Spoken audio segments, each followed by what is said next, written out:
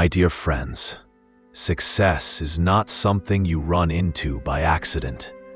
It is the result of consistent hard work, unshakable belief in your dreams, and the courage to overcome failure. Dreams are not what you see when you sleep.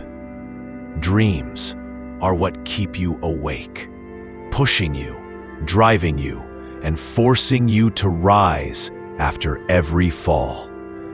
You have to dream before your dreams can come true. Remember, difficulties in your life do not come to destroy you, but to help you realize your hidden potential.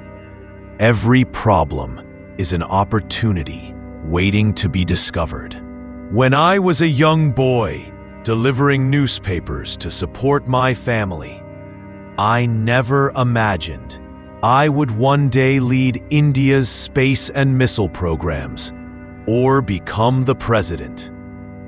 But I had a vision. I had faith in myself, and I never gave up.